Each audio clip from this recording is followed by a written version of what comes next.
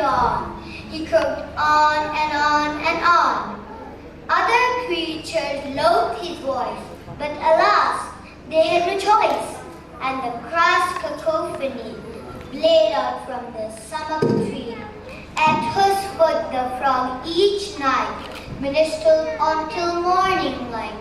Neither stones, nor prayers, nor sticks, insults or complaints or bricks, still the frog's determination to display his heart's elation.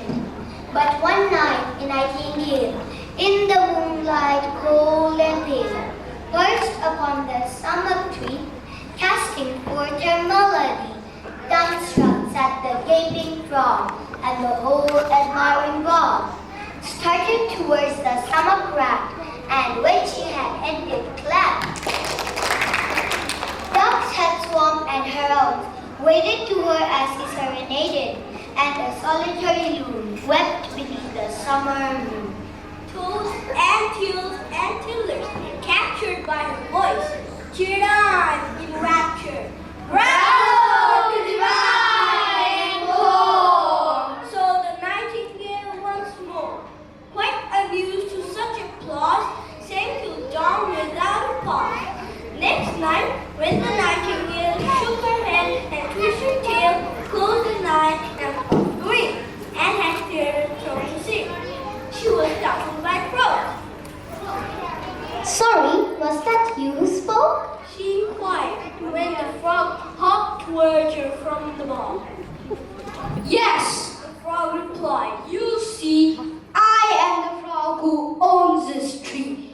In this bog, I've long been known for my splendid baritone.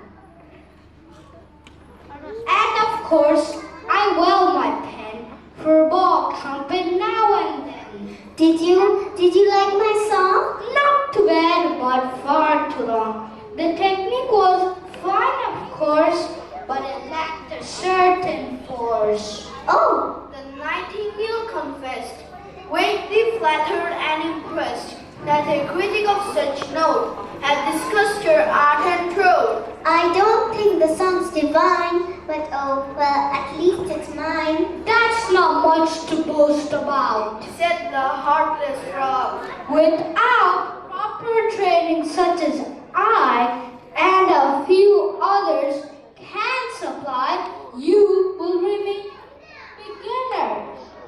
But with me, you will be a winner. Dearest frog, The nightingale breathed.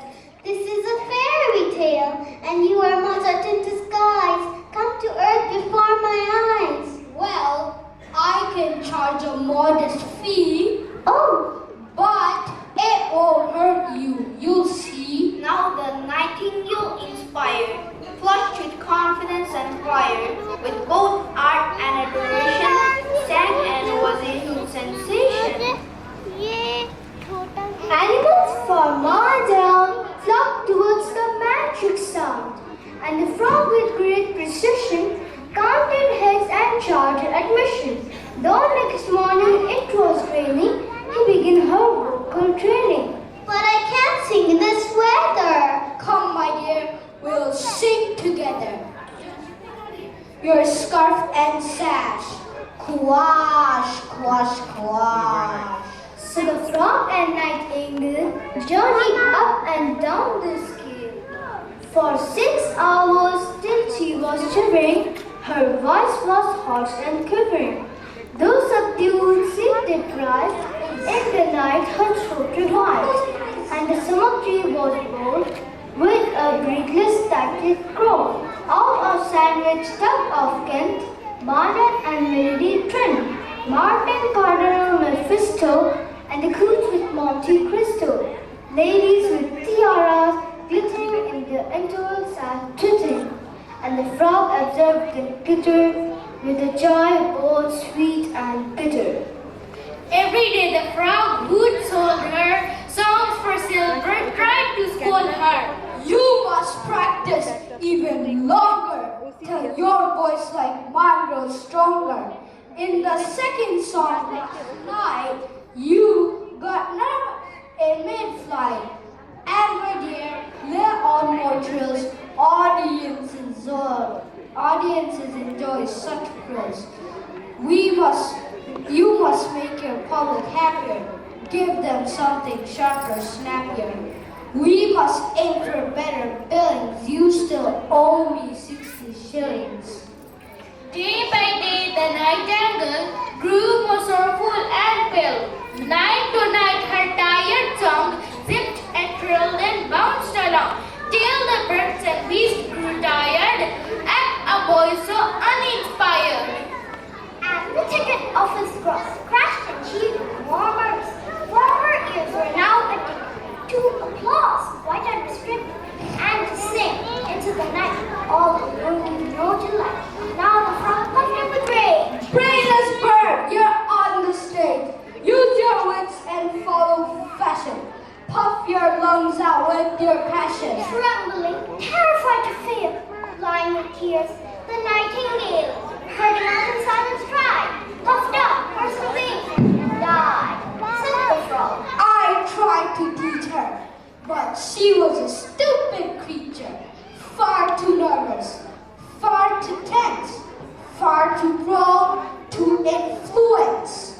Well, poor bird, she should have known that a song must be her own.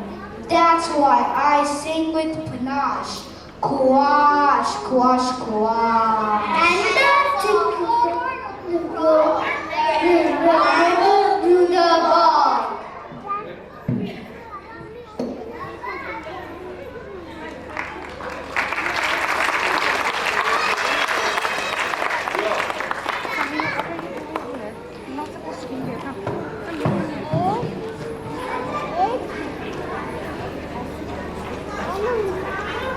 ওই যে তোমার rice আছে এখানে ওই যে সিটে বসো যাবো